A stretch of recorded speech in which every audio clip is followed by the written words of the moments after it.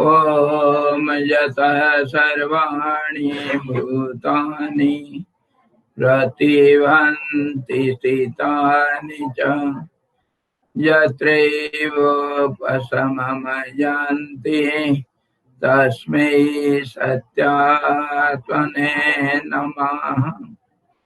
ज्ञाता ज्ञानं तथा ज्ञेयं द्रष्टा दर्शनदृश्यभूः कर्ता हेतुः क्रिया यस्मात् तस्मै ज्ञात्यात्मने नमः।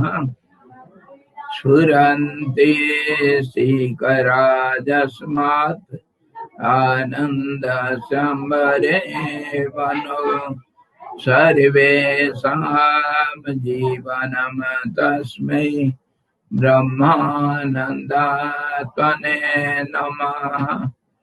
ब्रह्मानन्दात्मने नमः। वेदोदधिं समनमथ्य ज्ञानरत्नं समुद्रितम् येन तस्मै वसिष्ठाय गुरुणां गुरवे नमः। वशिष्ठ जी भगवान की जय। सद्गुरु भगवान की जय। सच्चिदानंद भगवान की जय। शब्द ब्रह्म की जय। सरस्वती महारानी की जय। जोग वशिष्ठ जी भगवान की जय।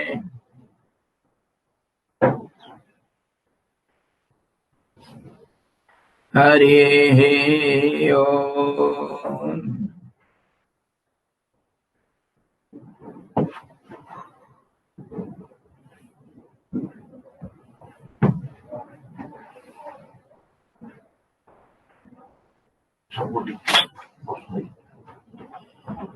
हम निर्वाण प्रकरण का पूर्वार्ध 28वां अध्याय चर्चा कर रहे हैं, जहाँ वशिष्ठ जी राम जी का उत्तर देते हुए उनको समझा रहे हैं कि ये जो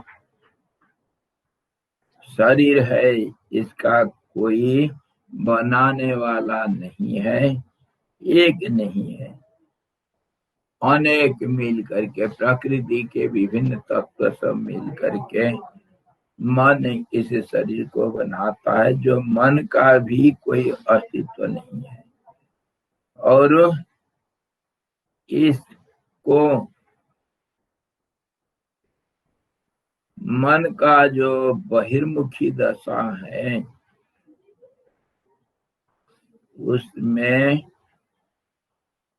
अपनी आत्मा ही इस प्रकार जगत रूप मैं और मेरा, मैं जो हूँ शरीर हूँ और मेरा है दुनिया, ऐसा दिखाई देती है लेकिन सचमुच नहीं है। इसलिए कौन विद्वान इस संसार रूपी मार्ग की स्थिति में किसी से क्यों कर डरेगा और कैसे दुखी हो सकता है। जो समझदार है वो कभी इस संसार का दुख से दुखी नहीं होता है, दुख को वो दुख करके नहीं देखता है। हे श्री राम जी, उसी की कुछ शुद्धि करनी चाहिए जो कि भयभीत होता है अथवा दुखी हो जाता है। शुद्धि से विमल हुए अद्वैत आत्मा में यह मोह जो जगत के लिए स्थित है दिखलाई नहीं पड़ता है। शुद्ध आत्मा में, शुद्ध आत्मा मतलब शुद्ध मन में, शुद्ध अंतःकरण में, शुद्ध चित्त में, एक ही अर्थ है। वो शुद्ध पवित्र हो जाएगा तो उसमें ये संसार इस ढंग से नहीं दिखेगा, शुद्ध हो जाएगा। तो और इसको शुद्ध करना चाहिए। शुद्ध कैसा होगा?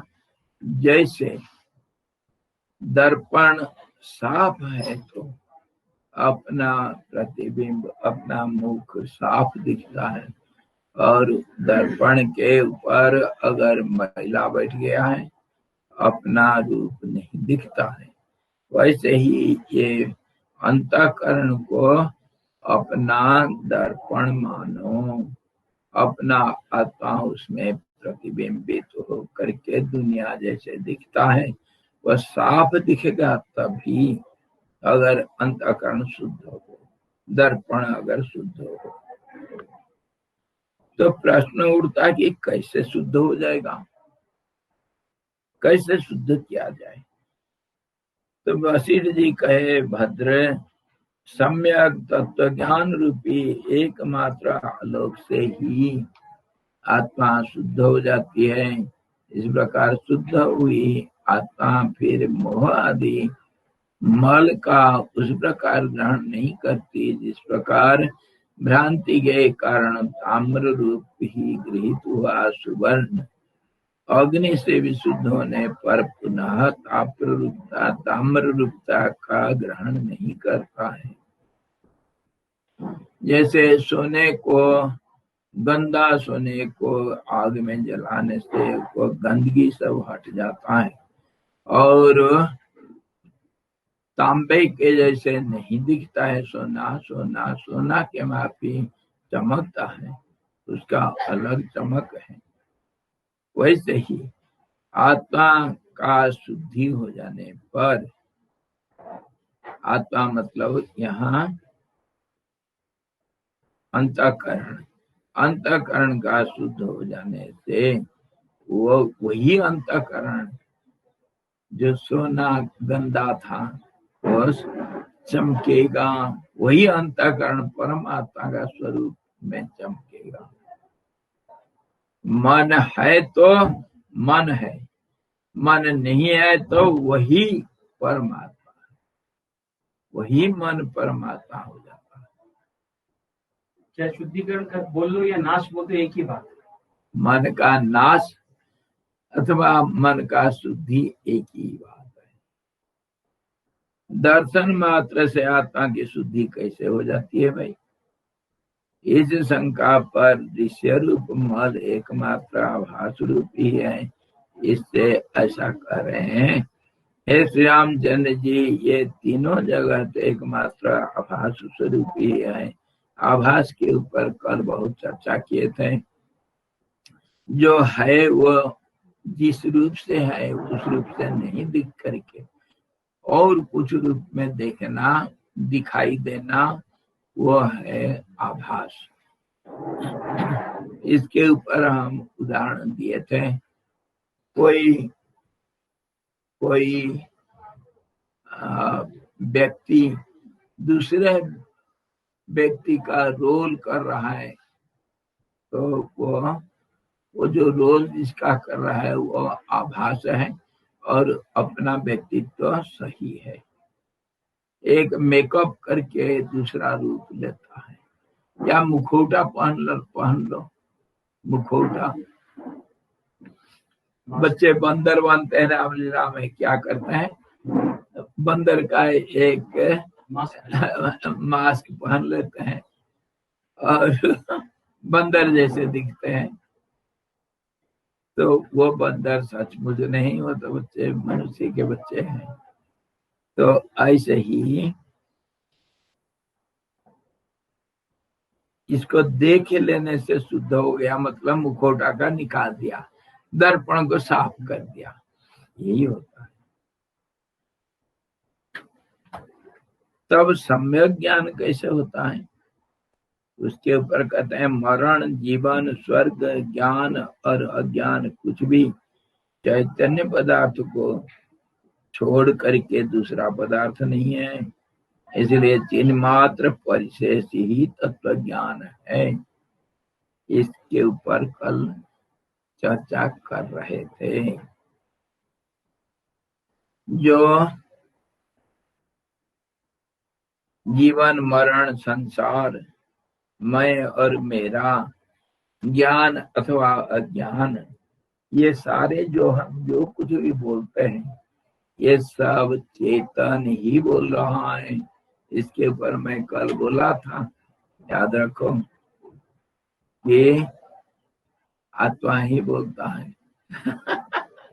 आत्मा वो परमात्मा है जो अंतर्यामी के रूप में सबके हृदय में बैठा है।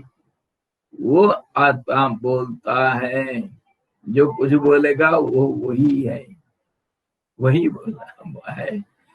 तो सारे शब्दों का अर्थ एक ही है, और शब्दों का अर्थ क्या हुआ? परमात्मा है। सारे शब्दों का जड़ कहाँ है? प्रणव ही सारे शब्दों का मूल भूत सत्य है। और इसीलिए प्रणव को भगवान का नाम, तस्य वाचक प्रणव, उस भगवान को ओम के रूप में जानते हैं। नाम अगर होगा, नामकरण होगा, तो पहला नाम प्रणव है। उसके बाद मंत्र यंत्र तंत्र दुनिया, जो कुछ भी तुम कुछ भी बोलोगे, सब वही ओम का विकास है। तो हम अपने से भिन्न दूसरा चेतन, अहम, अपने देह के सदृश परिच्छिन्न चेतन आदि स्वरूप संसार और उनके आधारभूत दसों दिशाएं, ये सब दृश्य मुझसे पृथक दूसरे नहीं है, किंतु स्वप्रकाश आत्मस्वरूप भूति ही है, और दूसरा तो एकमात्र आभास ही है। इस प्रकार का जो ज्ञान है उसे विद्वान लोग सम्यक ज्ञान कहते हैं। अपना जो सच्चा ज्ञान, सही ज्ञान, उसी को ही विद्वान लोग कहते हैं सम्यक ज्ञान। सम्यक मतलब सही, पूर्ण ज्ञान। तो विद्वान लोग क्या कहते हैं? ये सम्यक ज्ञान किसको कहेंगे? तुम और मैं मतलब शरीर, मैं मतलब मैं शरीर हूं करके व्यवहार में हम समझते हैं, और मेरा तुम हो, मैं जिसको देखता हूं। तुम और मैं, ये दोनों चीज, मैं और मेरा, ये दोनों चीज संसार ही है। और ये कैसा दिखता है? ये शरीर भी और शरीर संबंधी जो दृश्य जगत है, ये सारा सिर्फ प्रतिबिंब का विकास है। जैसे एक सूरज को सैकड़ों थाली में जल रख करके अगर देखोगे, सैकड़ों प्रतिबिंब दिखेगा। एक जैसे अनेक प्रतिबिंब में दिखता है, वैसे ही मैं अनेक रूप में दृश्य जगत के रूप में मैं ही दिखता हूँ। और वो मैं कौन हूँ? वो मैं शरीर के साथ दूसरे तो दिखता है, लेकिन मैं शरीर के अंदर रहने वाला उत्तम पुरुष हूँ। व्याकरण में क्या कहते हैं? व्याकरण में कितने पुरुष होते हैं? तीन पुरुष। उत्तम पुरुष, मैं हुआ उत्तम पुरुष। प्रथम पुरुष को उत्तम पुरुष कहते हैं। दो भाषा है, प्रथम पुरुष मैं उत्तम पुरुष, और तुम द्वितीय पुरुष, और वह तृतीय पुरुष है। मैं को उत्तम पुरुष माना गया, और वो मैं कौन हूँ? शरीर नहीं, हाँ, अहंकार भी नहीं। अहंकार का बैकग्राउंड जो है, जिसके ऊपर अहंकार खेल करता है, चित्र बनाता है, वो बैकग्राउंड जो पट है, जो स्क्रीन है, वह है असली मैं, जिसके ऊपर अहंकार नाना रेखा खींच करके, सीमा को अंकन करके, रंग भर करके, उसको सुंदर कह करके चित्र बनाता है। वह जो चित्रपट है, पट मैं हूँ, चित्र तो दुनिया है, मेरे ऊपर दिख रहा हूँ। ऐसे ही कहा गया मैं वो कौन है, और विष्णु ईशम, विष्णु ईशम नमामि।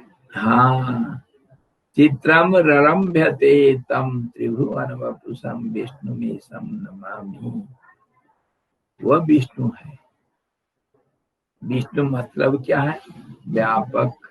चित्र के रूप में तो व्यापक है, अंदर भी व्यापक है, लेकिन दिखता चित्र के रूप में।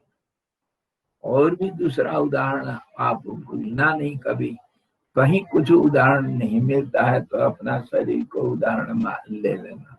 शरीर में सब कुछ है, जत ब्रह्मांडे तद पिंडांड, सारे उदाहरण शरीर के अंदर मिल जाएगा।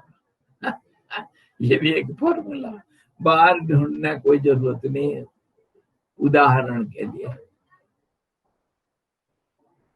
मैं जैसे, अगर मैं शरीर हूं, मान लो व्यवहारिक जगत में मैं शरीर हूं, तो शरीर शरीर के रूप में नहीं दिखता है, अनेक रूप में दिखता है।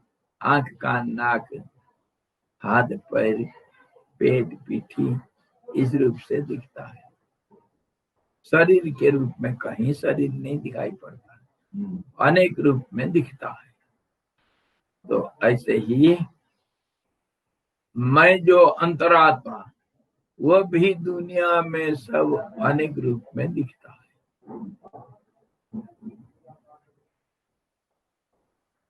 और जैसे दूसरा भी भूलना नहीं, ये उदाहरण को बार बार कहता हूं मैं, जब विचार करते हो ये उदाहरण को कभी नहीं भूलना। लेंस हाउस में एक लेंस जैसे अनेक बन करके दूसरे सारे लेंस के अंदर प्रतिबिंबित हो करके अपने अंदर भी प्रतिबिंब का भी प्रतिबिंब को देखता है, अपने अंदर भी देखता है। सारे प्रतिबिंब को एक लेंस, अनेक प्रतिबिंब को अनेक लेंस के अंदर, अनेक प्रतिबिंब को अपने अंदर जैसे देखता है, और बाहर देखेगा तो सब प्रतिबिंब में अपने को देखेगा। वैसे ही विष्णु व्यापक है, अपने अंदर सारे विश्व को देखता है, और अपने अपने को सारे विश्व के अंदर देखता है। ऐसे ही देखता है। जैसे मैं शरीर रूप से हाथ, पैर, आंख, कान, नाक सबके अंदर मैं ही हूं, और वो हाथ, पैर, आंख, कान, नाक मेरे अंदर है, शरीर अगर माना गया। दोनों चीज एक दूसरे से संबंधित है, प्रतिपूरक है।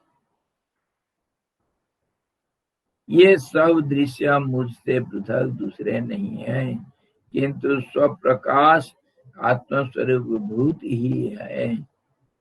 लेकिन ये कौन कहता है मैं दूसरे से अलग नहीं, और दूसरे मेरे से अलग नहीं? कहेगा कौन? चेतन कहेगा, अंतरात्मा कहता है। जतो बाचो निवर्तन दे, नहीं, बाचो विभांति जदनुग्रहेण, बाचो विभांति निखिला जदनुग्रहेण। जिसके अनुग्रह से, आशीर्वाद से सारे वचन, सारे भाषा, शब्द जाल ये जैसे निकलता है, जिसके अनुग्रह से वही बोलता भी है, और वो सारे उसी का स्वरूप ही है।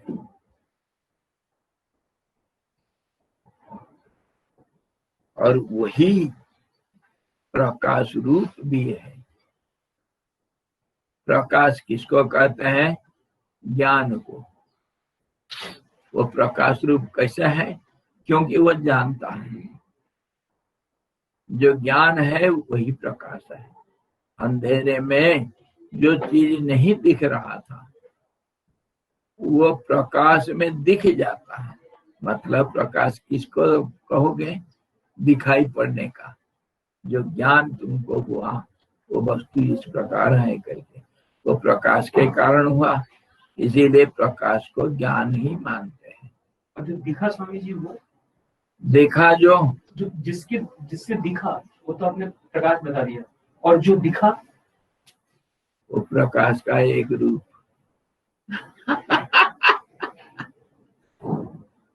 एक हो हम बहुश्याम, और वो जो एक है वो स्वयं प्रकाश है। और प्रकाश अनेक प्रकाश में बदल जाता है। जैसे सूरज से अग्नि हमको मिलता है। सूरज के रहते ही हमको दीपक, मोमबत्ती, अग्नि, मशाल सब कुछ होता है सूरज के कारण। सूरज नहीं है तो कुछ नहीं रहेगा। एक प्रकाश अनेक प्रकाश में बंट जाता है। दीप से दीप जगाते चलो, प्रेम की गंगा बहाते चलो। एक दीप से सैकड़ों दीप को हम जगा देते हैं। तो लेकिन पहला दीप का नष्ट नहीं होता है। तो ऐसे ही एक दीप से अनेक दीप जग जाते हैं, तो एक अनेक में दिखता है। तो जानने वाला कौन है? वही दीपक है। वही दीपक सब दीपक को देखता है। और उसको देखने वाला कौन है? वो खुद अपने को देखता है। इसीलिए उसको कहा स्वयं प्रकाश। उसको देखने के लिए, दीपक को देखने के लिए दूसरे दीपक जरूरत पड़ता है क्या?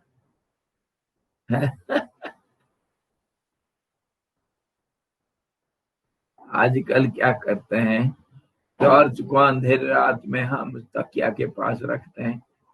टॉर्च को अंधेरे में उठेंगे तो कहीं टॉर्च लेके जाना पड़ेगा। तो वो टॉर्च में एक एक रिंग लगा देते हैं। वो इसका होता है क्या, वो जो नहीं रिफ्लेक्शन का, हाँ उसका सोडियम का वो ज्यादा रिफ्लेक्ट करेगा। हाँ, जैसे घड़ी में जो डिजिट्स हैं, रेडियम और आपको ग्लो करता है, फ्लोरेसेंट। हाँ जी। तो उसी का एक रिंग लगा देते हैं तो अंधेरे रात में भी टॉर्च दिखाई देगा। टॉर्च खुद नहीं जल रहा है, लेकिन उसका जो मैं यहाँ हूँ करके एक रिंग रहता है, उसको देख अपने आप रेडियम अपने आप को देखता है, दिखाता है। Self luminous. तो ऐसे ही परमात्मा को जानता है, और ज्ञान ही प्रकाश है। अगर तुम नहीं समझोगे कि ये दिख रहा है तो देख नहीं सकते हो। देखने का ज्ञान होने से तभी तो देखोगे। तो देखना ज्ञान ही है, और सच्चा देखना, झूठ देखना, दो किस्म का देखना होता है। कल बताया था जो ज्ञान दो किस्म का, एक तो रिलेटिव नॉलेज जो इन्फॉर्मेटिव रूप से नॉलेज कहा जाता है, इन्फॉर्मेटिव नॉलेज, और एक रियल नॉलेज जो subject to no change, unchangeable experiential knowledge. जो अनुभवात्मक ज्ञान को ज्ञान, सच्चा ज्ञान कहते हैं, उसी का नाम आत्मज्ञान।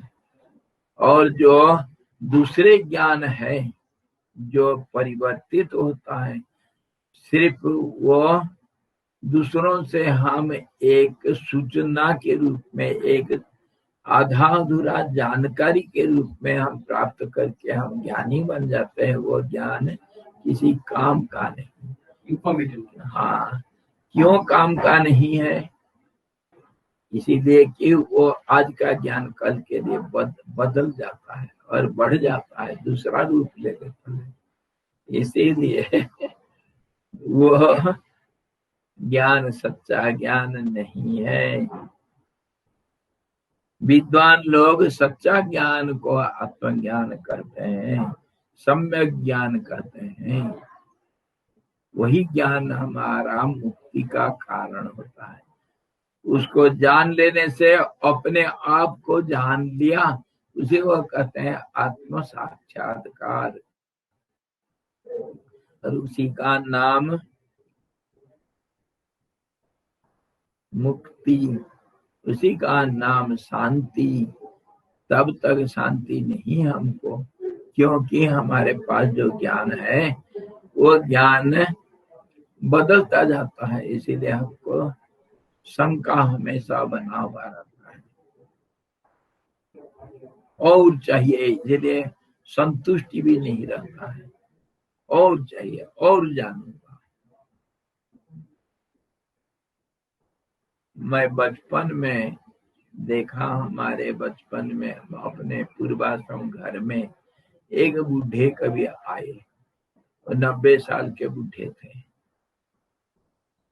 पिताजी उठ करके उनका बहुत सत्कार किए, उनके पैर में पड़े, बहुत सत्कार किए। तब मैं अलग से पिताजी को पूछा, पिताजी ये कौन है?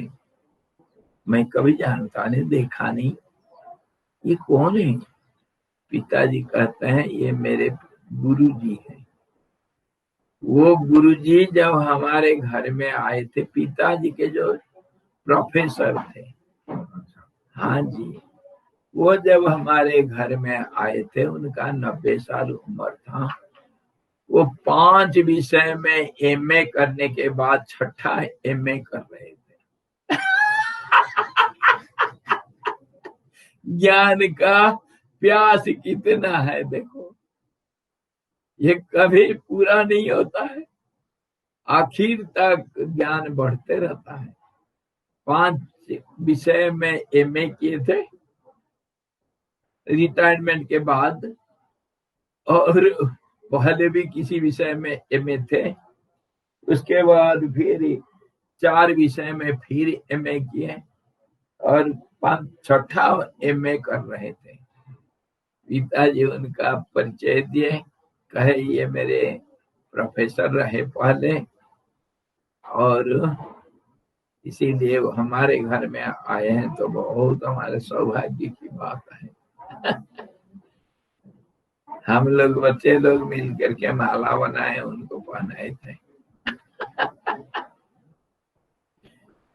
तो ज्ञान का पिपासा, प्यास ऐसे ही मरने तक नहीं बुझता है। ये ज्ञान को लेकर के करना क्या?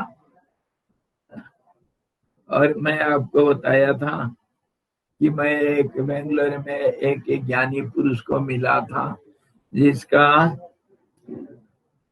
जिसका टाइटल सर्टिफिकेट हुबली में है, हुबली में, हाँ जी, हुबली में मिला था।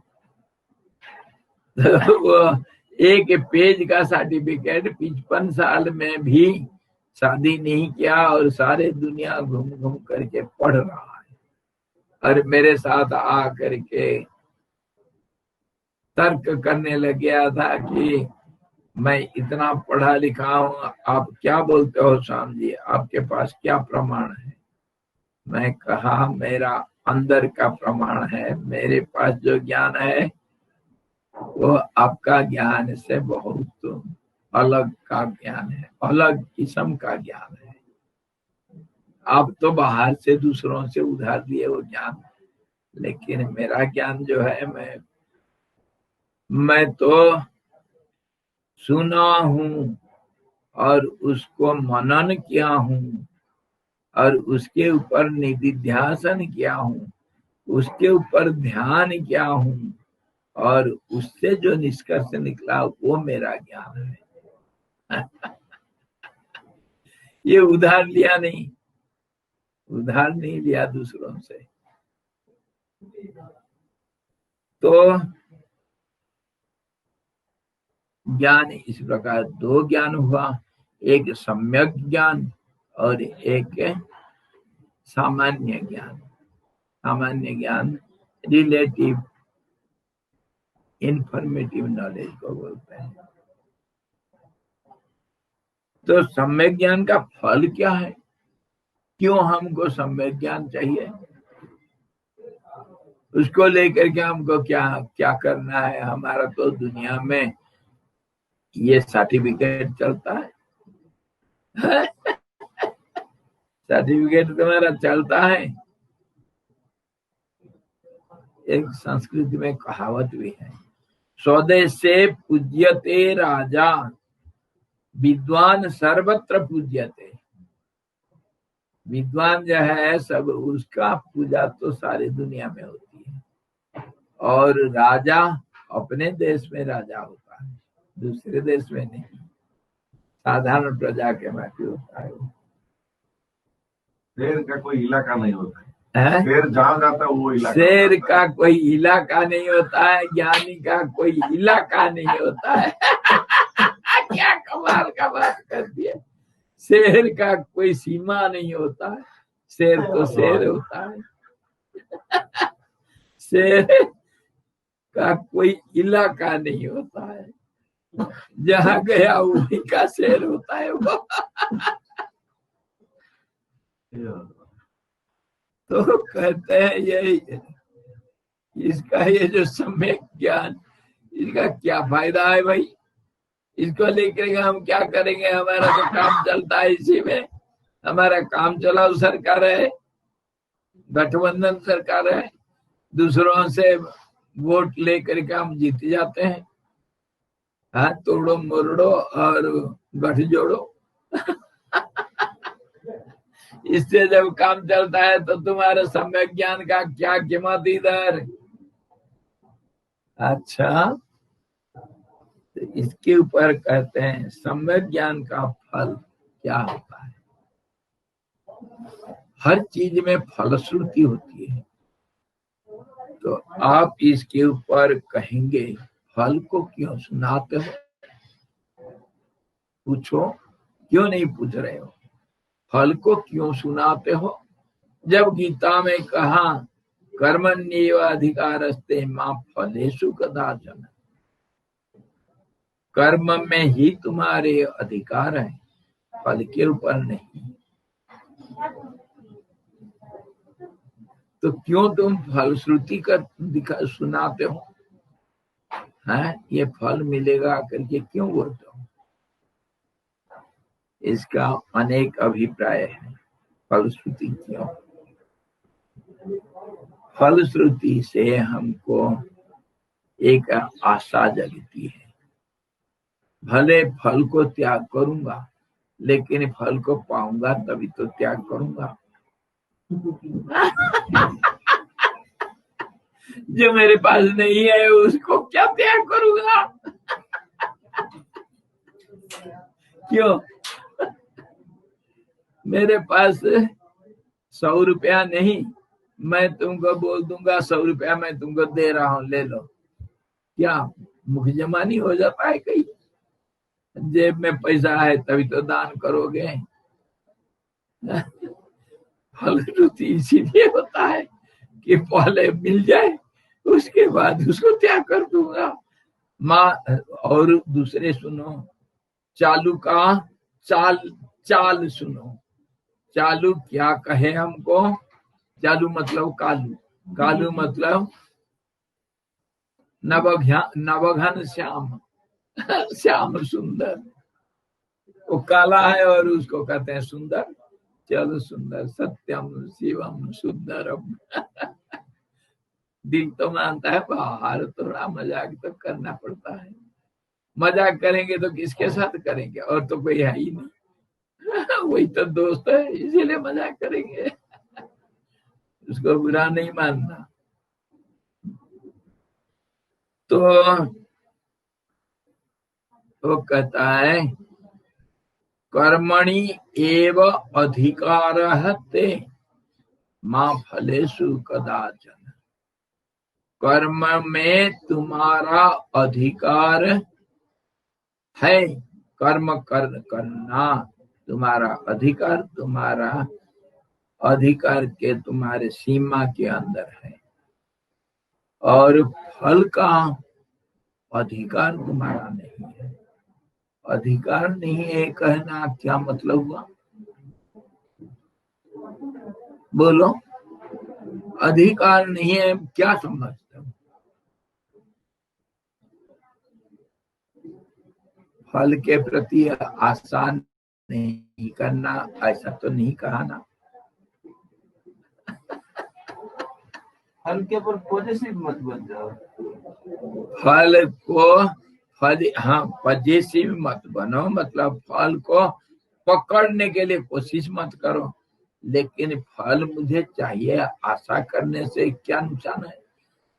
और उसी के प्रति फल को देखोगे, वो तुम्हारा लक्ष्य होगा। अगर फल अगर तुम्हारे लक्ष्य होगा और उसके प्रति तुम्हारा एक आसक्ति भी होगा, आशा भी होगा, तब उसी से तो प्रेरणा मिलेगा और उसके तरफ अग्रसर होने के लिए तुम चेष्टावान होगे। नहीं तो कैसा होगा? फल अगर सामने नहीं है तो क्या तुम उसके तरफ जा सकते हो? कर्म कैसे करोगे? ये रहस्य को समझना, इसीलिए फलश्रुति कहा गया। अच्छी तरह याद रखो, फलश्रुति इसीलिए कहा गया कि फल को सुनोगे तो एक आशा जगेगी, आशा का एक किरण जगेगी।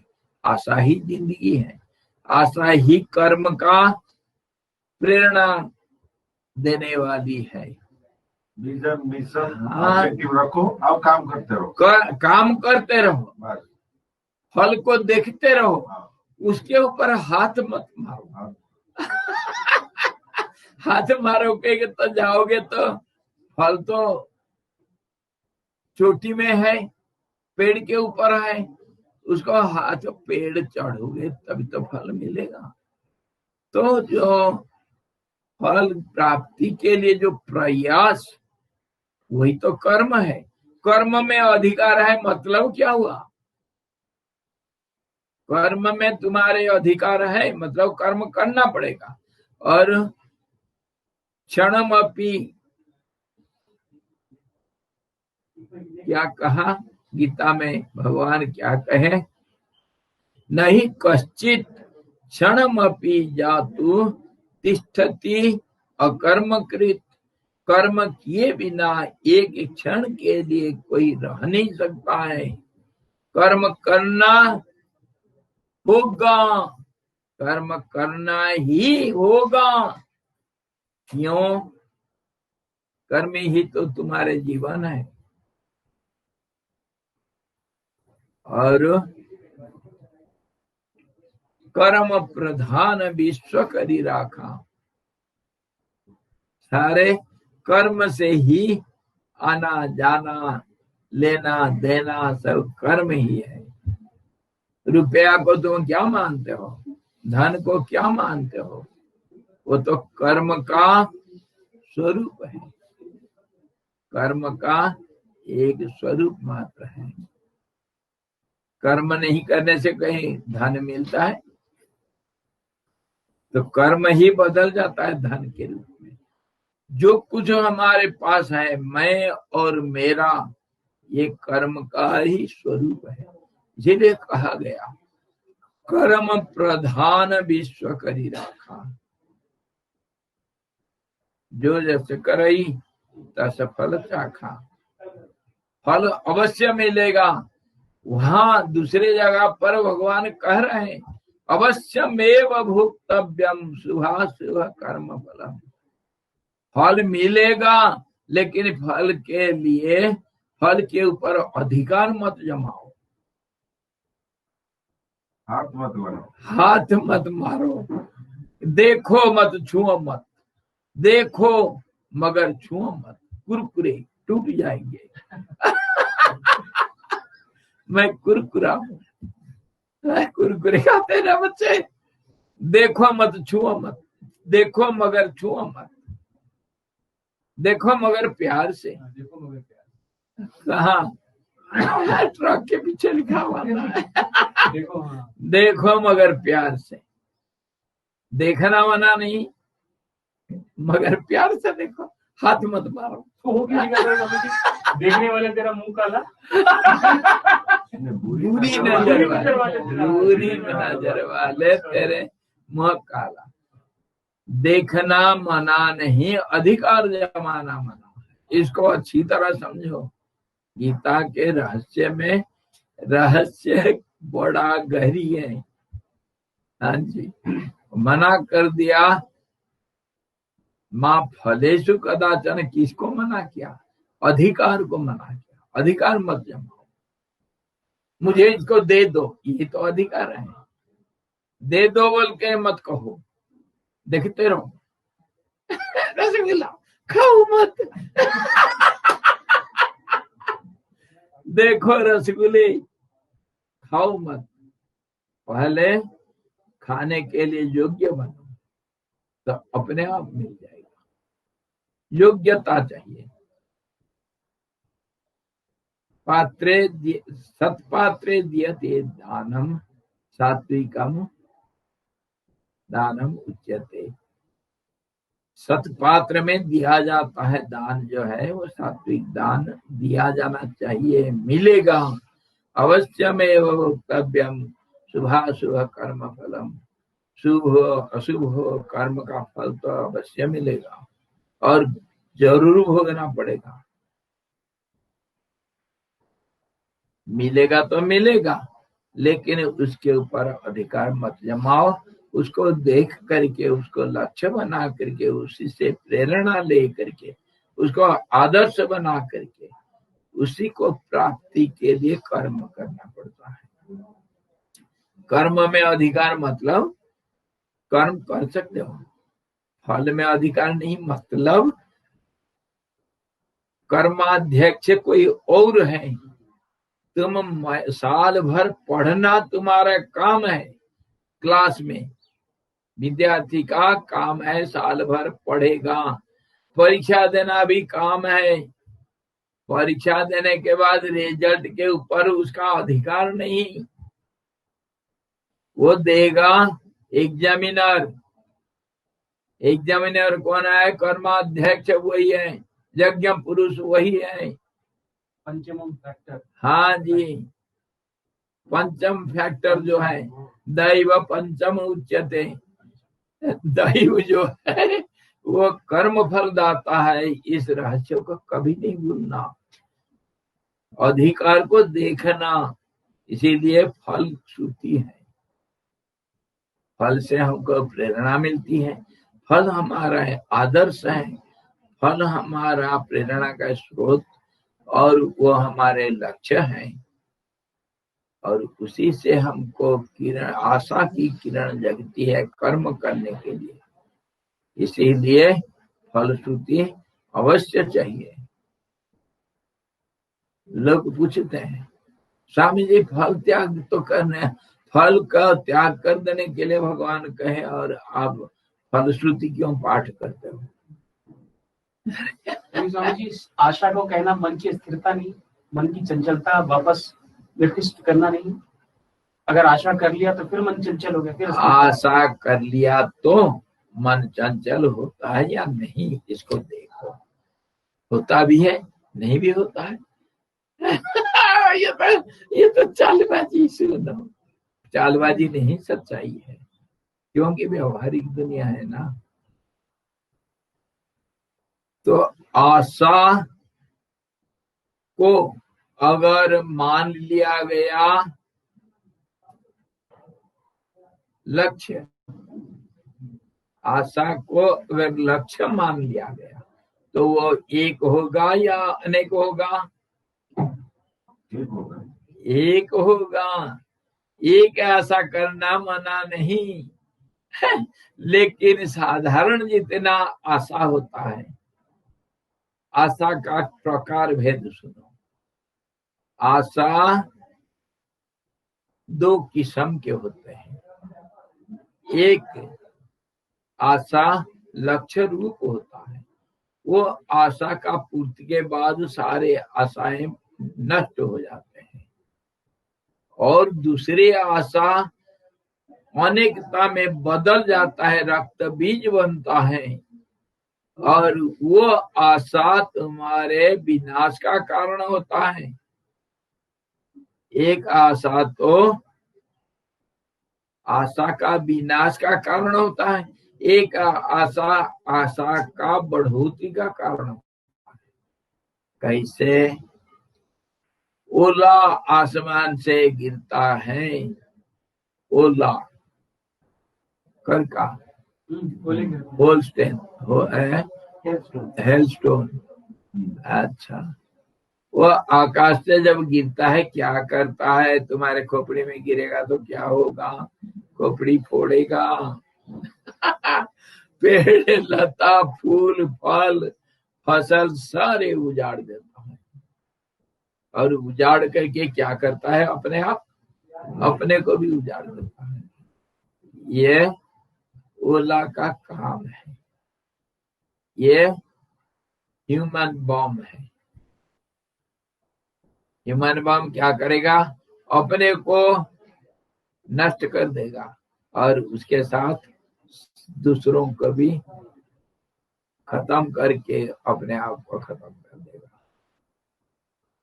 Suicide bomb.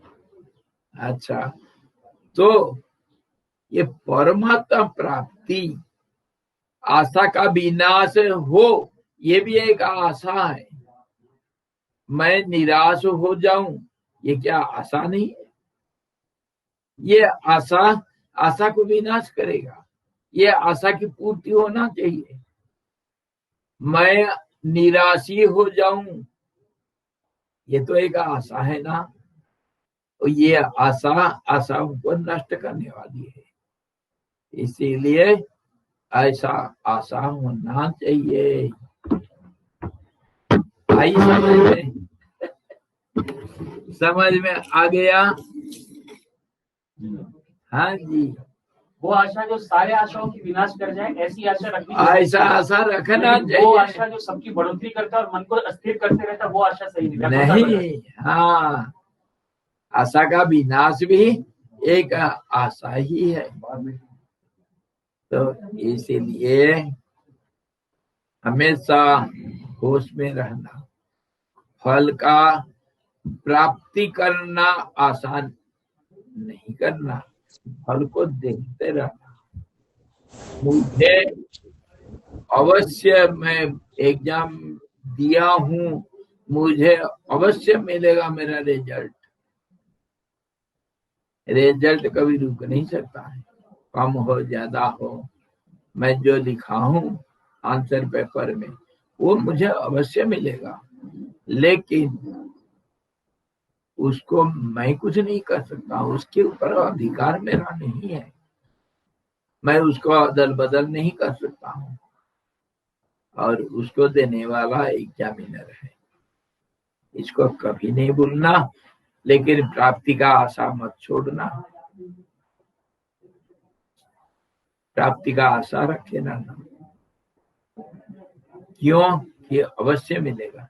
लेकिन रिजल्ट नहीं आया आज तक, 2 महीना हो गया, नहीं आ रहा है, इसी के लिए तड़पना भी साधना है। साधना है, तड़पना, लक्ष्य के प्रति तड़पना, वो आपका सिंसियरिटी दिखाता है। बाद में वो तड़प बंद हो जाएगा, कर्म नैष्कर्म्य में बदल जाएगा, वो बाद की बात है। पर प्रोसेस तो यही है, प्रोसेस साधना का प्रोसेस यही है, आशा रखना। और जो आशा पूर्ण होने के बाद सारे आशा खत्म हो जाए, ऐसा आशा रखना चाहिए। आई समझ में, ये रहस्य है। स्वामी जी, तो जो सहस्रनाम वगैरह में रहता है, ये पढ़ लो हाथी मिलेगा, फलाना मिलेगा, ढिमका मिलेगा, हाँ। तो वो उसको किसको, भगवान को बुलाना चाहिए कि हाथी का आशा रखना चाहिए? अच्छा, जी जी, नहीं होता है ना, बिल्कुल सही है। रोग से मुक्ति मिलेगी और धन मिलेगा, स्वर्ग मिलेगा, स्वर्ग मिलेगा, हाथी घोड़ा मिलेगा, जन ये बच्चे मिलेंगे, मतलब संतान प्राप्त होगा, ज्ञान मिलेगा, वैराग्य मिलेगा, ये सब मिलेगा करके फल प्राप्ति। फलश्रुति में तो एक चीज नहीं बताता है, हाँ, वो तो बहुत सारे चीजें हैं। कैटलॉग दे देते हैं। अरे पूरा कैटलॉग है। पूरा कैटलॉग। तो क्या करोगे? तो इसका भी रहस्य सुनो। ये क्या होता है, जब आप ऋषिकेश से मान लो चले दिल्ली, चलते हो ना, मान लो कार लेकर के जा रहे हो, नहीं तो बाइक लेकर के चलो, आजकल बाइक में भी जाते हैं सब। आप लखनऊ से आए हैं कार में, अच्छा जी। जब हम ऋषिकेश से मान लो जा रहे हैं दिल्ली,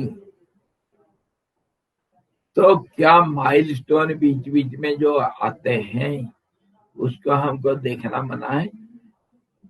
देखने से क्या होता है, क्या होता है?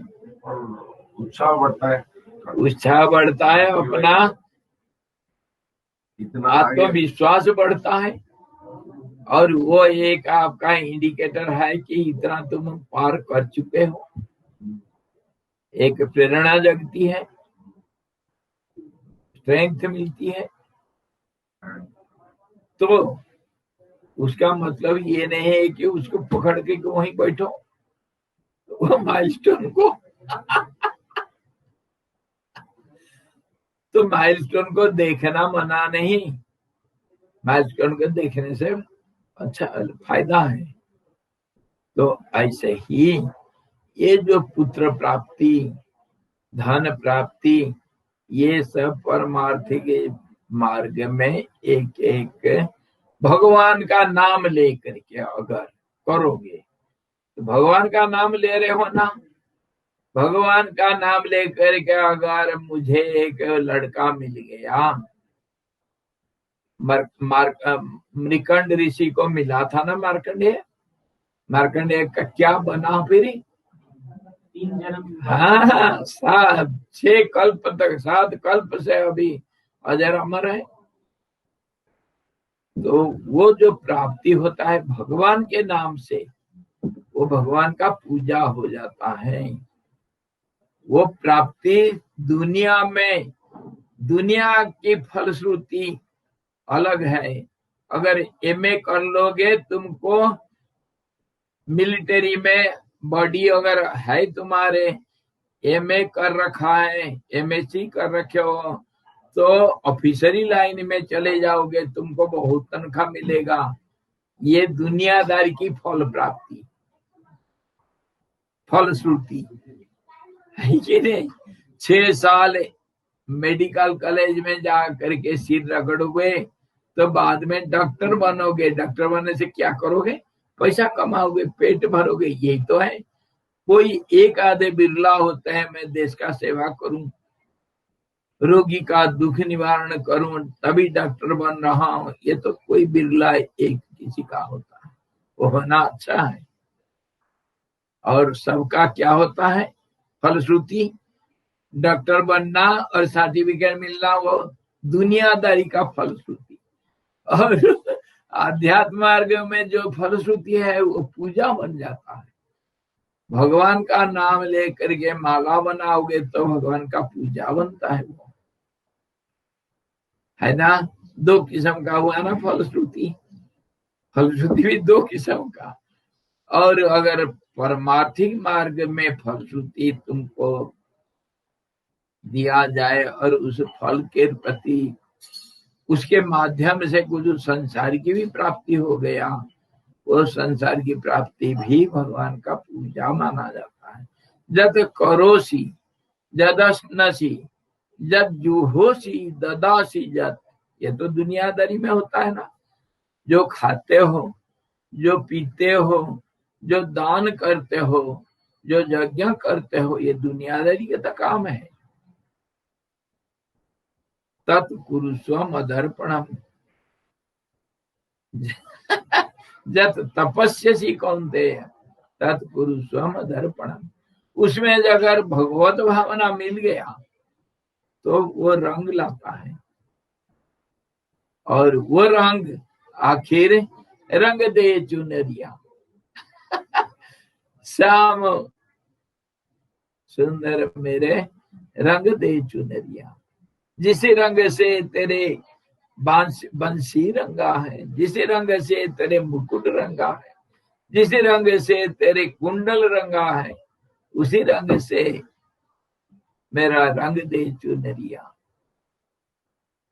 काला रंग से रंग दो कि दूसरा रंग न चढ़े। रंगना तो है। तो ये जो फल प्राप्ति भी दो किस्म का, वो भगवत नाम के साथ अगर फल प्राप्ति हुआ, वो भगवान का पूजा हुआ, आखिर तुमको ले जाएगा भगवान तक। स्वामी जी, ये मैं ऑब्जर्व किया हूँ, हाँ, जितने भी बड़े बड़े सक्सेसफुल कंपनी है, सिर्फ फेसबुक, हाँ, उनका जो भी काम अभी कर रहे हैं, वो उनका ऑब्जेक्टिव नहीं था। नहीं, ऑब्जेक्टिव तो 2 लाइन का था, हाँ, that too and the meaning of that objective और vision to serve the people. वही तो और उसको ऑब्जेक्टिव रखे आज फेसबुक हो, माइक्रोसॉफ्ट हो, जो भी जितने सब कुछ हुआ आया उसी के ऊपर। और जिसका ऑब्जेक्टिव ठीक नहीं है, is not touching to serve the people at the end, वो फेल नहीं होता है। और आजकल सरकार का नियम ये भी है, बड़े बड़े कंपनी में CSR होता है। CSR इसीलिए कि कुछ दूसरों का भलाई करो, दूसरों के भलाई में तुम्हारा भलाई है, दूसरों के भलाई में तुम्हारा भलाई। क्यों? तुम साइकिल का एक बूंद है, साइकिल में तुम जो चलते हो, दूसरे बूंदों के साथ तुम्हारा संबंध है। इसीलिए दूसरों का भलाई में तुम्हारा भलाई है। अगर पेड़ लता नहीं रहेंगे, क्या हम जिंदा रह सकते हैं? संसार चक्र है, चक्र में जब रहते हो तो एक दूसरे से संबंधित है। इसीलिए दूसरों का भलाई में मेरा भलाई है, ये समझना चाहिए। कोऑपरेशन, कोऑपरेशन, को रिलेशन, को एंजॉयमेंट, सहकारिता, सहभागिता, सहभुगतान, सब एक दूसरे से मिला हुआ है। हम एक समूह है, परिवार है, देश, सारा सृष्टि एक परिवार है। तो इसमें एक दूसरे को भलाई करना, यह आखिर विश्व का कल्याण के साथ तुम जब जुड़ जाओगे तो वसुधैव कुटुंबकम, ये अस्थि मार्ग में ले जाता है। नेति नेति अलग मार्ग है, नेगेटिव प्रक्रिया और ये पॉजिटिव प्रक्रिया, दोनों प्रक्रिया जा करके सुई घड़ी, और घड़ी का जो सुई है वो जाकर के 12 में जिस तरफ घुमाओ वो 12 में मिलेगा। क्लॉकवाइज मोड़ो उसको, एंटी क्लॉकवाइज मोड़ो, 12 में तो जरूर मिलेगा, 90 डिग्री में। तो पॉजिटिव नेगेटिव दो रास्ता है। नेगेटिव नेति नेति, दिस इज नॉट, दोनों को हम चर्चा करते हैं। फलश्रुति में भी दोनों चीज को चर्चा करेंगे। एक नेति फल को छोड़ दो, तो फल को छोड़ दोगे तो काम नहीं कर पाओगे, और कर्म नहीं होगा तो अगर हो सकता है कर्म के बिना रह सकते हो, वही तो आखिर हमारा लक्ष्य है, लेकिन बड़ा कठिन है। जिसको जो भाया रे, रुचि के अनुसार करो। छोड़ना अगर आसानी मानते हो, छोड़ते चलो। अवशिष्ट को परमात्मा मानते हैं, अवशेष, और ग्रहण करते चलो। तो सारे चीज को, सारे समूह को भगवान मानते हैं। सारे समूह भी भगवान, और समूह का विनाश भी भगवान है।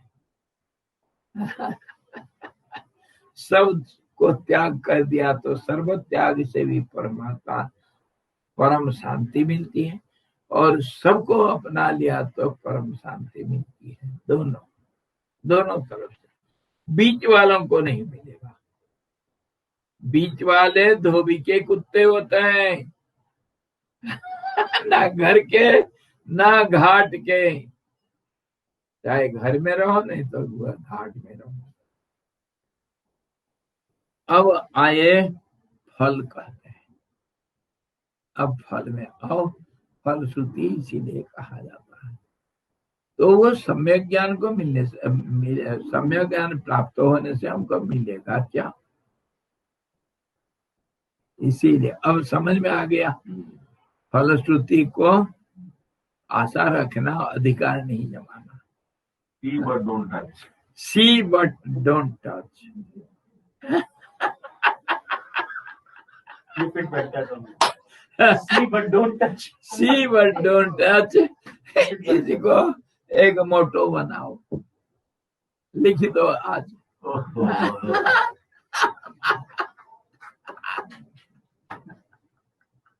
इसके ऊपर एक मजेदार कहानी मैं बताता हूँ, सुनो। मजेदार कहानी। एक बार हम लोग जा रहे थे, मजेदार कहानी, मेरे को गाली नहीं देना। मजेदार कहानी क्या, एक बार हम 4-5 महात्मा लोग और एक पोर्टर, सामान रखा है वह 2 पोर्टर थे, और टेंट वगैरह लेकर के चले जंगल घूमने के लिए। वहां डोडी ताल का हाइट लगभग 10,000 फीट के ऊपर है। गंगोत्री का हाइट है, यहाँ से लगभग 25 किलोमीटर है। जहां से 80 नदी आती है ना, डोडी ताल से आती है। और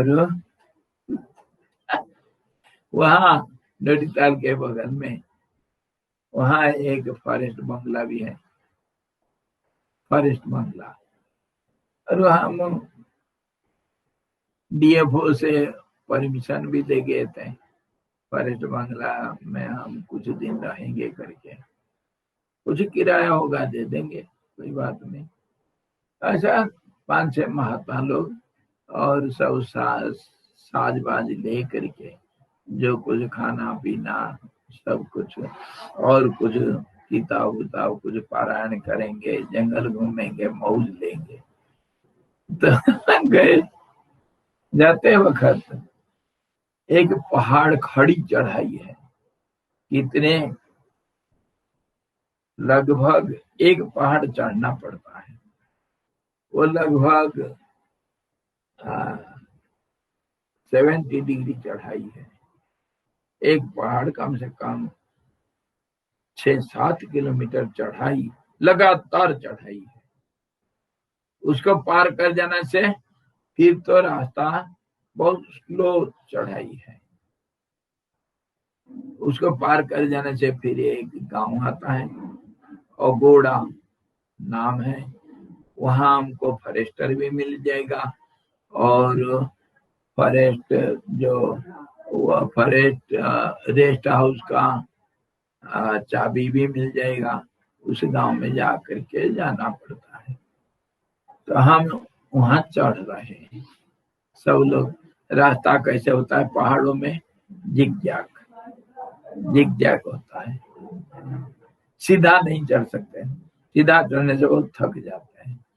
इसीलिए घूम घूम करके रास्ता है, जा रहे हैं हम लगभग 1/4 चढ़ चुके हैं, 1/4 चढ़ चुके हैं। और धूप कड़क है, रास्ता वो सारा चढ़ाई खेतियों से हो करके चलता है, रास्ता है 6 फुटी रास्ता है।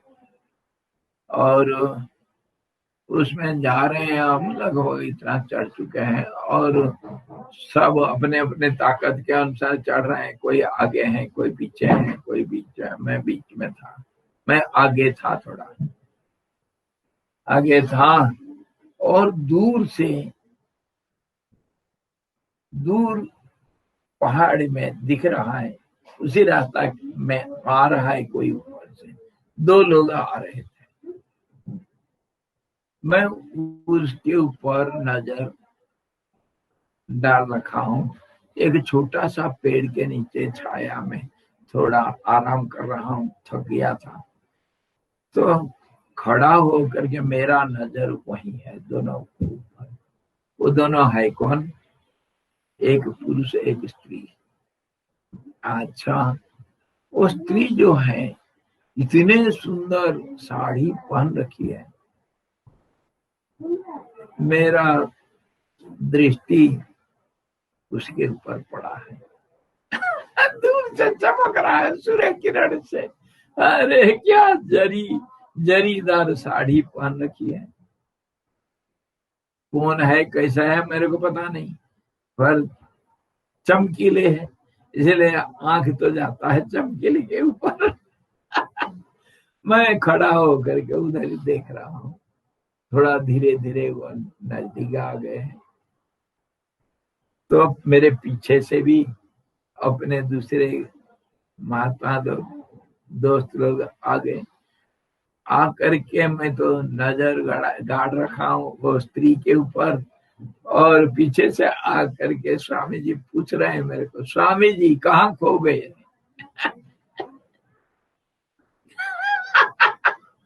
कहाँ खो गया हो गई, न जाने कहाँ दिल खो गया। मजाक उड़ाए मेरे। मैं सच बोल दिया, वो देखो वो लड़की आ रही, कितना सुंदर साड़ी पहन रखा है। अरे ये साड़ी, ये मुर्दा शरीर को ढक रखा है।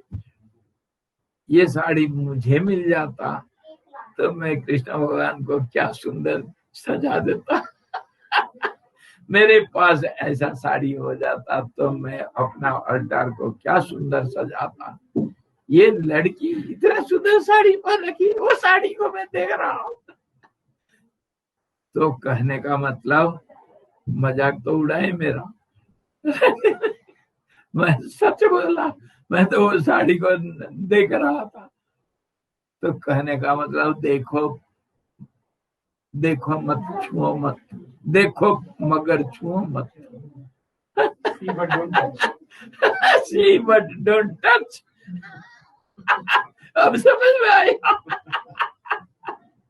See but don't touch। छू लोगे तो कुरकुरा चुरचुरा हो जाएगा, कुरकुरा चुरचुरा हो जाएगा। चलो अब फलश्रुति में आओ। फलश्रुति कह रहे हैं, सत और असत रूप संसार में, यानी ब्रह्म और माया दोनों से जनित विषय कलापों में यथाभूत आत्म तत्व दर्शन रूप सम्यक ज्ञान से मन न उदित होता है और न अस्त ही होता है। यह है फलश्रुति, आखिर लक्ष्य है फलश्रुति। सम्यक ज्ञान का फल बताते हैं। सम्यक ज्ञान मतलब मैं अभी हम यही तो विचार किए थे अनुभवात्मक ज्ञान को सम्यक ज्ञान कहते हैं। अनुभव ज्ञान को ही हम मुक्ति बोलते हैं। और क्या शांति, मुक्ति, मोक्ष, मोक्ष सब कुछ बोलते हैं, उसी का नाम निर्वाण, परमात्मा, निर्वाण, ऐक्य, स्वतंत्रता। मुमुक्षु भी उसके बोलते हैं। नहीं, मुमुक्षु तो उसको प्राप्त करने की इच्छा, उसको मुमुक्षु, मोक्ष प्राप्त करने के लिए इच्छा को मुमुक्षु बोलते हैं। लेकिन मुक्ति उसका नाम है। नाम जो कुछ करो वही तो हमारा लक्ष्य है। तो उसको पा लोगे तो ये संसार का ज्ञान पीछे रह जाएगा। ये संसार ज्ञान को सब नष्ट कर देगा। ये संसार का ज्ञान को relative, informative and borrowed knowledge, हाफाजान नॉलेज को तो बगीचा मानो, फूलों की बगीचा मानो। सुंदर फूल किधर के, बहुत ज्ञान है आपके अंदर, बड़े खिलखिला रहे हैं।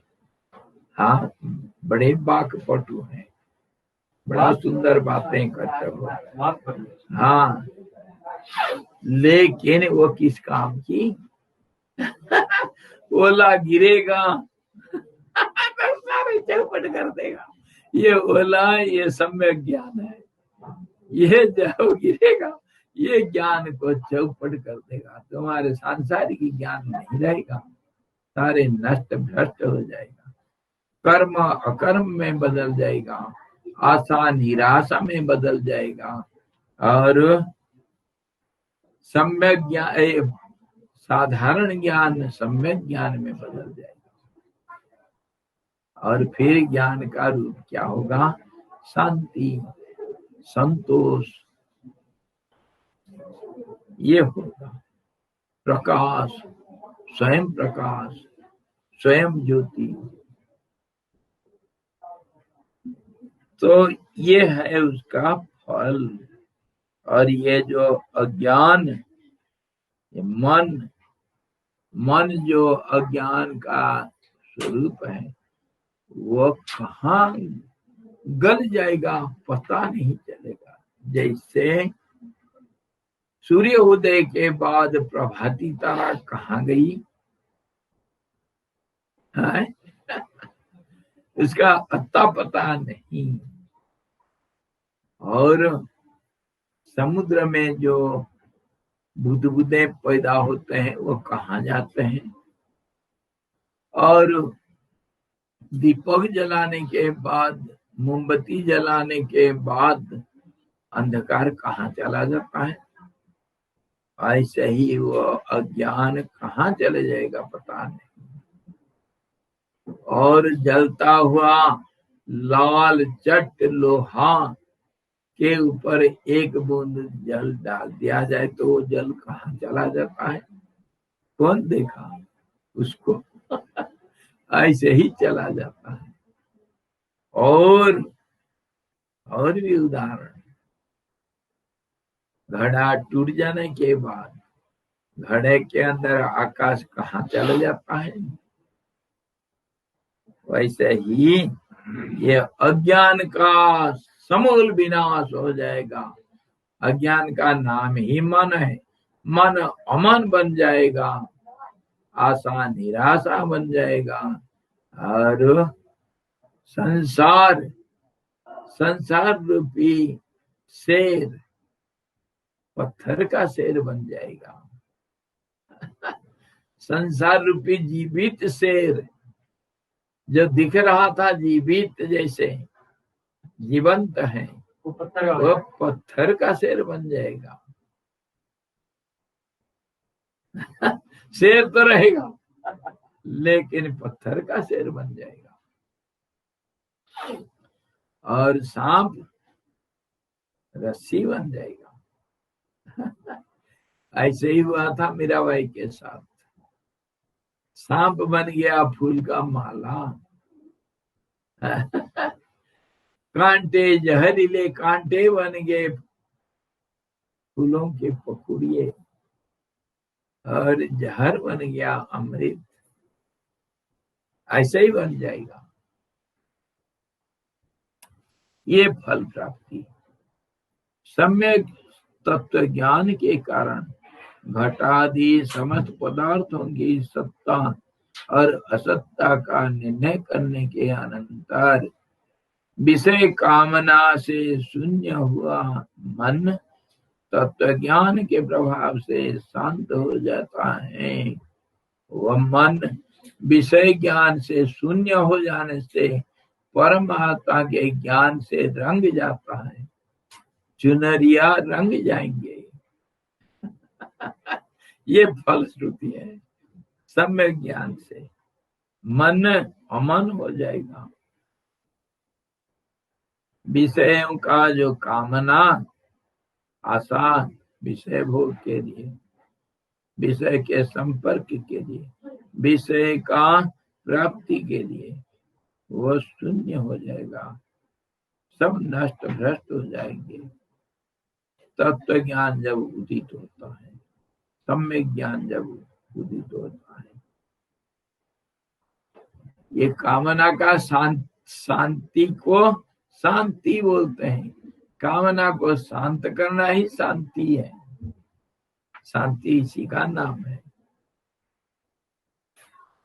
सम्यक ज्ञान के प्रभाव से मन सत्य और शीतल हो जाता है, मन रंग जाता है और वह ना तो किसी के निंदा करता है और ना किसी को स्तुति, ना प्रसन्न होता है, ना सुख ही करता है। इस प्रकार वह मन रंग जाता है। इसके ऊपर एक कहानी सुनो।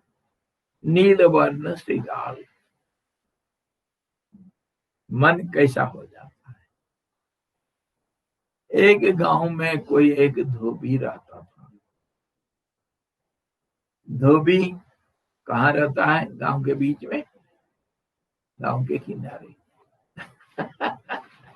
सेवाकारी लोग, धोबी, नाई, ये सब गांव के किनारे रहते हैं। गांव के किनारे धोबी का घर। और धोबी के घर में क्या होता है, उसको कपड़ा सुखाने के लिए जगह मिल जाता है ना। गांव के बीच में कहाँ रहेंगे, तो गांव के किनारे धोबी का घर। और धोबी के घर के आंगन में 4-5 कुंड बना हुआ है। उसमें कोई गंदे कपड़ा को डिटर्जेंट पाउडर में डाल कर रखते हैं और कुछ तो ऐसे ही भिजा करके रखते हैं। किसी में तो कपड़ा रंग करके रखते हैं, किसी में सफेद कपड़ा को रंगने के लिए नील होता है, ब्लू, वो उसको घोल करके रखते हैं। सफेद कपड़ा सूख जाने के बाद, धो लेने के बाद उसमें नीला पानी में डुबा करके तो सफेद चमकता है, इसीलिए उसको नील में डुबाते हैं। तो इस ढंग से कुछ कुंड थे और उसमें ऐसे ही सब पड़े हुए हैं।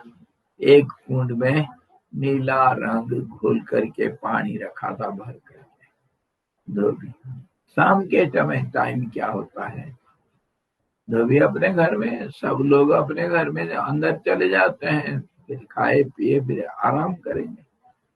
तो जैसे गांव सुनसान हो जाता है तो धीरे धीरे नजदीक, हर गांव में नजदीक श्मशान होता है। श्मशान में सियाल होते हैं, सियाल, फॉक्स, जैकल्स। तो वे लोग क्या करते हैं, जब गांव सुनसान हो जाता है, गांव में कुछ बाहर पड़ा हुआ कुछ खाने के लिए मिल जाएगा तो वो गांव की तरफ आते हैं और गांव में घुस भी जाते हैं। सुनसान है। तो एक रात को ऐसे ही हुआ, सब सो गए हैं, गांव सुनसान है और सियाल लोग आ करके सब इधर उधर सब घूम रहे हैं गांव में आधा रात। तो हुआ क्या, अचानक एक सियाल धोबी के घर के चारों तरफ बहुत ज्यादा पड़ा हुआ मिलता है खाने के लिए। क्यों, धोबी नाई इन लोगों का होता, उस दिन त्योहार था गांव में, तो इन लोगों को सबके घर से मिलता है, सबके घर से नाई धोबी इन लोगों को जहां जाएंगे वो सब घर से मिलेगा मिठाई और केक वगैरह जो कुछ बनाते हैं। तो हम खूब सारे खाया हुआ गिरा हुआ बाहर पड़ा हुआ था, तो सियाल उसको खा रहे थे, एक दो सियाल खा रहे थे, और एक सियाल खाते खाते धोबी का कुछ बर्तन था उसकी में जा करके ये मिट गया। हाँ, तो जब वो उसमें जब टक्कर गया तो आवाज आ गया तो धोबी उठ गया धीरे से, कौन है बाहर करके बोला नहीं, सोचा कोई बाहर आ रखा है, चौंक गया, उठ गया और एक डंडा हाथ में लिया, धीरे से आकर के दरवाजा खोलता है, देखता है दो चार सियाल चाट रहे हैं, सब खा रहे। तो अचानक दरवाजा खोल के करके आवाज करके जब लाठी लेकर के दौड़ता है, वो भागे सियाल, ऐसा भागे कि पीछे मुड़ के नहीं देखे, भागते भागते एक सियाल वो नील घुला हुआ कुंड में गिर गया। अरे यार, पूरा नीला बन गया। जब भाग रहा है तो बहुत दूर चले गए, धोबी डराने के लिए तो गया था, भाग गए सब। तो जाकर स्मशान में जाकर के सब आपस में मिलते हैं सियाल। हाँ, तो ये जो नीला सियाल को कोई पास में नहीं रखते, आने नहीं देते, सब काटने के लिए जाते। ये कौन आ गया हमारे अंदर? ये कोई हमारे जात का नहीं, ये कोई बाहर का है, ये और कोई जीव है, इसको भगाओ सब काटने के लिए सब उसके पीछे पड़ गए, उसको नहीं आने दिए, बेचारा गया, अलग हो गया, अकेला रहने लगा। तो ये नीलवर्ण श्रृगाल का कहानी, इसे क्या पता चला? कहानी तो एक छोटी सी साधारण कहानी है। इसमें क्या हुआ, मन ऐसा रंग जाने से संसार के लोग तुमको पास में नहीं आने देंगे। जोगियों का रंग मन ऐसा ही रंगता है। आई समझ में? तो रंग दे चुनरिया जो मीराबाई गाई, इसीलिए गाई नीलवर्ण सियाल बन जाओ, तुमको दूसरे सियाल तुमको टोली में आने नहीं देंगे। दुनिया के लोग से अलग हो गए जोगी, मुर्दे हैं, इनके हाथ से खाना नहीं, इनको छूना नहीं, इनको घर के अंदर बुलाना नहीं। महात्माओं को कहाँ बुलाते हैं? बुलाना नहीं चाहिए। आजकल आधुनिक युग अलग बात है, सब नियम कानून तोड़ देते हैं, लेकिन बुलाना नहीं चाहिए। नहीं, माताओं को, सन्यासियों को घर के अंदर नहीं आने देना। मुर्दे हैं, उनका छुआ हुआ खाना नहीं। भिखारी है, मुर्दे हैं, 7 पीढ़ी को पिंडदान दे रखे हैं, अपने शरीर को पिंडदान दे रखे हैं। मुर्दे हैं, मुर्दे को कहीं घर के अंदर बुलाया जाता है, कहीं स्मशान में जाओ। ये सन्यासियों का धर्म है, किसी के गृहस्थ के घर के अंदर नहीं जाना। नील रंग का सियल। हाँ, नील रंग का सियाल, ठीक है, नाम अच्छा रखा, नील सियाल। नील सियाल। उड़ीसा में गांव में सन्यासी वगैरह अगर आते हैं तो उनको गौशाला में गौशाला में रखते हैं। गौशाला में। अच्छा। हाँ, खाली उड़ीसा में नहीं, मैं खुद, हाँ जी, मैं खुद गया हूँ। ये देहातों में सन्यासी लोगों का घर के अंदर नहीं बुलाएंगे। हाँ जी, यूपी में भी उनका घर सब सन्यास बन जाएगी इसलिए। एक तो एक कितने दृष्टिकोण, कोई कैसा देखता है। एक तो ये बड़े लोग हैं अंदर हमारे, अशुद्ध हैं, ये परम पवित्र है। एक दृष्टिकोण ये है। दूसरा दृष्टिकोण जो ज्ञानी लोग होंगे, ये सन्यासी लोग संसार के नहीं है, ये संसार से अलग है। हम संसारी जीव, हमारे अंदर नहीं आना चाहिए। उनको नुकसान, हमको नुकसान, हमारे घर को रंग देंगे, बाल बच्चे सन्यासी हो जाएंगे। इसीलिए इनको अंदर बुला, बार बार से विदा कर दो पूजा पाठ करके। अच्छा, दूसरे वास्तविक ये मुर्दे के माफी हैं, इनका को विधि को निषेध। सन्यासी जो सच्चा होगा उसके लिए नियम कानून कुछ नहीं। भूख लग रहा है, चिता अग्नि में जो पिंड देते हैं वो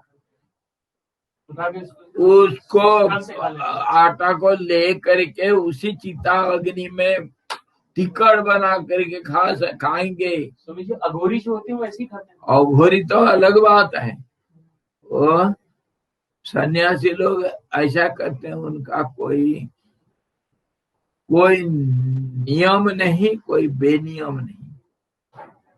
माफ कीजिए, माता लोग स्मशान घाट में आनंद लेते हैं।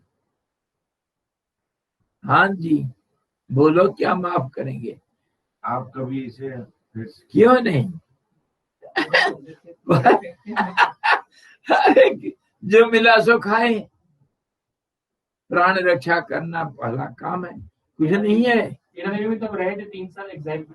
है टीना देवी में आप रहे थे ना 3 साल। जंगल में रहे, जो मिला जंगल पत्ता उता कुछ भी मिला खाए।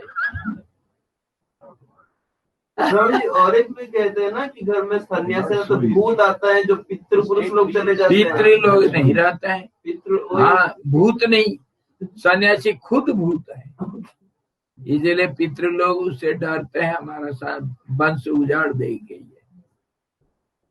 इसीलिए पितृ लोग नाराज हो जाते हैं करके उनको अंदर नहीं बुलाते। कोई पितृ कर्म में सन्यासियों को नहीं बुलाते। हाँ, हो गया। इस प्रकार रंग दे चुनरिया, नील वन श्रीगाल, ब्लू जैकेट, ब्लू जैकेट। तो कल फिर देखते हैं, अपनी मुक्ति होने पर भी बंधुजनों के बंधन की निवृत्ति न होने के कारण उनके मरण आदि के अवलोकन से जनित संताप की निवृत्ति तो हो ही नहीं सकती। इस पर कहते हैं अब पितृलोगों की बात आया था, अभी पितृलोगों के बारे में बात करेंगे। हैं कल से तो हमारा 1 तारीख से शुरू हो रहा है। कोई बात नहीं, कल से हमारी शिवानंद जी की वो कोई बात नहीं, इससे भी थोड़ा करते रहेंगे, एक थोड़ा थोड़ा। अरे 28वां अध्याय अभी तक पूरा नहीं किया। 9:30 to 10:30 जो है 10:30 to 11 शिवानंद खत्म। स्वामी अच्छा, बनाएंगे। स्वामी से बात कर लेंगे। उसमें कविता भी गुरु वंदना। हाँ ठीक है, मैं यहीं से हम इसको आप जैसा बताएं स्वामी जी।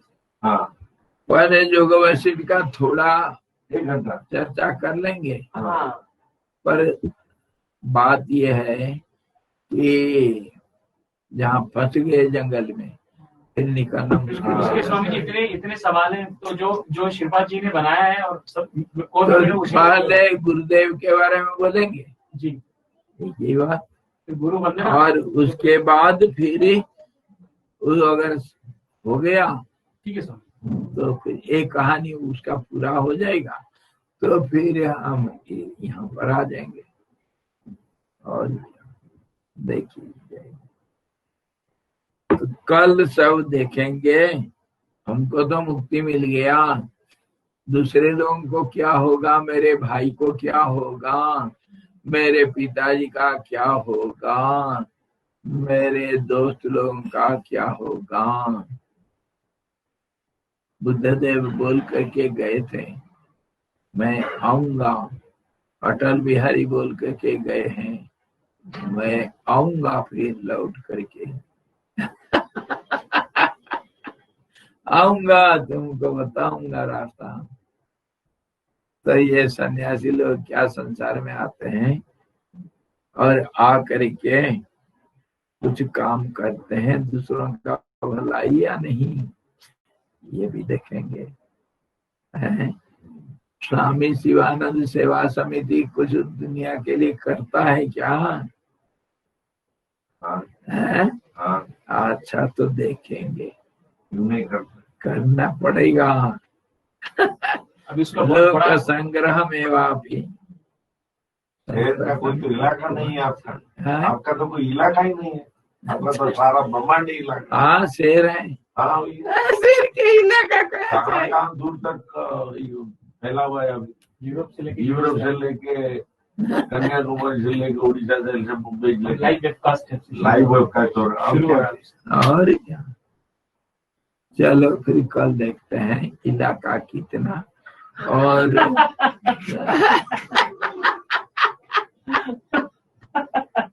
अरे पितृ लोगों का क्या होगा हालत।